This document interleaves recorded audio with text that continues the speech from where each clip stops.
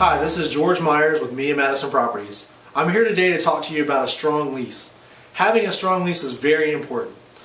You don't want to just pull a lease from anywhere. You want to make sure that you have a lease that works for you, works for your property, and works for your state that you're in. You know, it's not very helpful if you pull a lease from the internet and it's for New Jersey and you're in the state of Georgia. So you want to make sure that whatever lease you're pulling, you take the time to review it, read over it, and make sure that it has all the stipulations and all the criteria that you need. I'm going to take a little bit of time to go over a couple areas that are very important to let you know what you should make sure that's in your lease. The first thing is you want to make sure that it has clear language about the dates that your lease is for. So you want to make sure that it has a start time and an end time. You also want to make sure that it clarifies a move-in date and a move-out date, and what happens in the event that they do not move out on the specific date, nor if they don't move in on the specific date that it says in the lease. So the other thing you want to have clear language about the rates that you're going to charge. It needs to say how much you're being charged per month. You need to make sure that you put in there how much they're being charged per year, and you also want to make sure that you put any other stipulations in there in regards to late fees or return check fees, if they miss appointments, if they cause damage to the property. You want to spell out as much stuff as possible within the lease. Okay?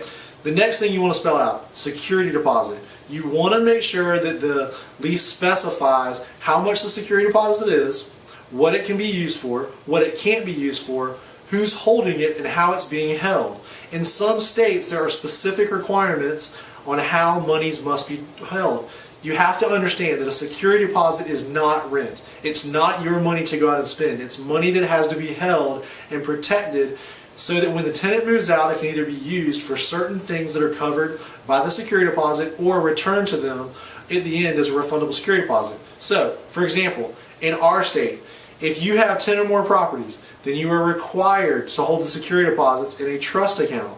That means that they have to be in a protected, designated trust account. That doesn't mean that if you own 10 different LLCs, you don't fall in that rule. If you as an individual own 10 properties, no matter how you own them, how many entities, they have to be held in a specific way.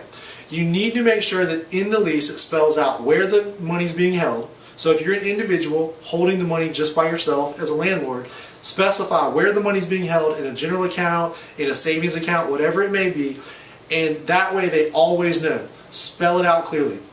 The other thing you want to make sure that it spells out in your lease is due dates. Be sure that you have a due date. For example, our company lease spell out that the rent is due on the 1st. We give a grace period without penalty up until midnight on the 5th, and at midnight for the 6th day of the month, we automatically apply a late fee, which is spelled out in the lease.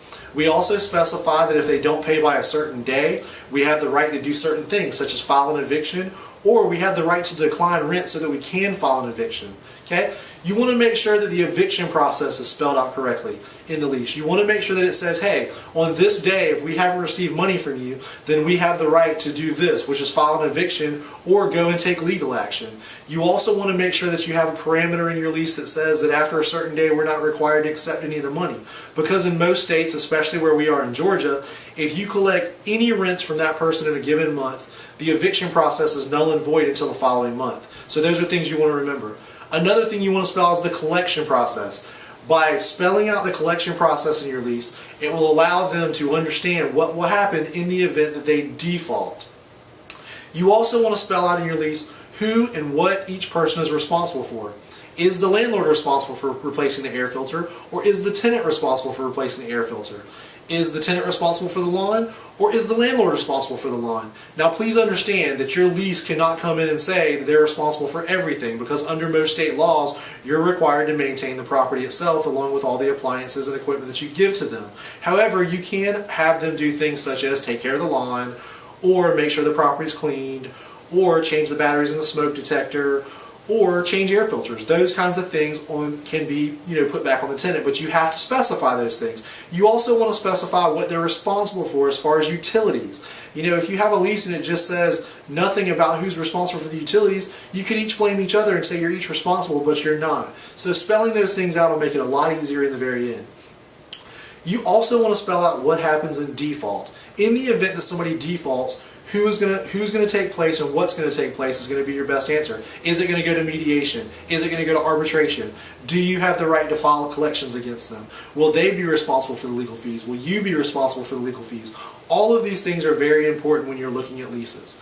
These are just a few of the items that you need to look at, and this is just the tip of the iceberg of what it takes to do a lease. If you're a landlord who does a lot of these and a lot of leases, you may want to sit down with a property manager or a legal representation like an attorney and have them write a one-time lease for you so that you can continue to use it on and on. Just be sure that you protect yourself when you're out there looking for leases. Be sure that you don't just go on the internet and just pull anything.